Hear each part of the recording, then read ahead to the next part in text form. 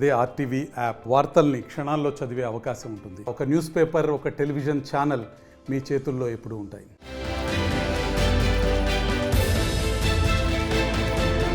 ఆరు ట్రంకు పెట్టెలు తెచ్చుకోండి, ఆభరణాలు తీసుకెళ్లండి. అక్రమార్జన కేసులో కర్ణాటకలోని ప్రత్యేక న్యాయస్థానం ఇచ్చిన ఆదేశం ఇది. ఆభరణాలకు అరడజను ట్రంకు పెట్టెలా అని ఆశ్చర్యపోతున్నారా? 6 ట్రంకు పెట్టెల్లో పట్టేంత ఆభరణాలు ఎవరివి అని ఆలోచిస్తున్నారా? అయితే ఈ స్టోరీ చూసేయండి.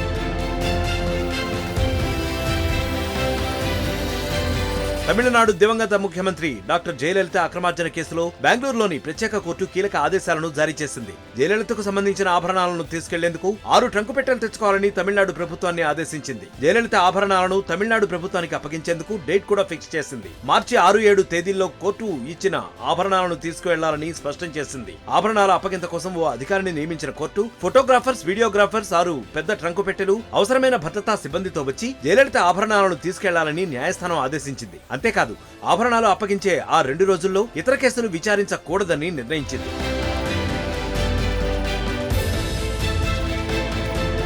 పురచిత లైవి జయలలితపై 1996లో అక్రమార్జన కేసు నమోదైంది. ఆమె నివాసం వేద నిలయంలో జరిగిన ఐటీ సోదాల్లో కళ్లు చెదిరేలా కోట్లాది రూపాయలు విలువ చేసే బంగారం, వెండి, వజ్రాభరణాలతో పాటు వేలాది పట్టుచీరలు, ఖరీదైన వాచీలు, డజన్ల కొద్దీ ఖరీదైన చెప్పులను అధికారులు స్వాధీనం చేసుకున్నారు. అప్పటి నుంచి ఇప్పటి వరకు ఈ వస్తువులు కర్ణాటకలోని ప్రత్యేక కోర్టు ఆధీనంలో ఉన్నాయి.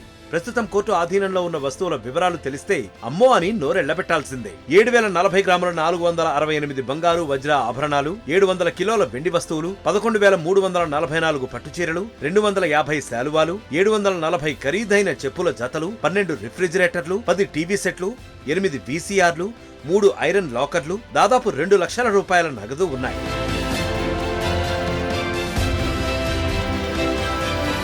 అటు అక్రమ ఆస్తుల కేసులో జయలలితకు 2014లో బెంగళూరు కోర్టు 4 ఏళ్ల జైలు శిక్ష, 100 కోట్ల రూపాయల జరిమానా విధించింది. అలాగే స్వాధీనం చేసుకున్న వస్తువులను ఆర్బీఐ, ఎస్బీఐ లేదా బహిరంగ వేలం ద్వారా విక్రయించాలని నిర్ణయించింది. అదే సమయంలో జయలలిత మరణించారు. ఈ క్రమంలోనే దీనిపై మరోసారి విచారణ జరిపిన ప్రత్యేక కోర్టు ఆ ఆభరణాలను తమిళనాడు ప్రభుత్వానికి అప్పగించాలని కీలక నిర్ణయం తీసుకుంది.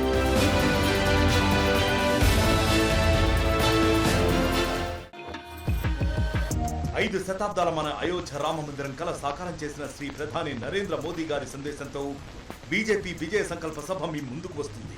ఫిబ్రవరి 20 మంగళవారం ఉదయం 11 గంటలకి భైంసా, తాండూర్, భువనగిరి, మక్తల్ నుండి యాత్రలు ప్రారంభం. రండి, తరలి రండి లక్షలాదిగా. వికసిత్ భారత్ సంకల్ప సాకారంతో తెలంగాణ భాగస్వామ్యాన్ని పెంచండి. మళ్లీ మోదీ గెలవాలి, మన ప్రధాని కావాలి.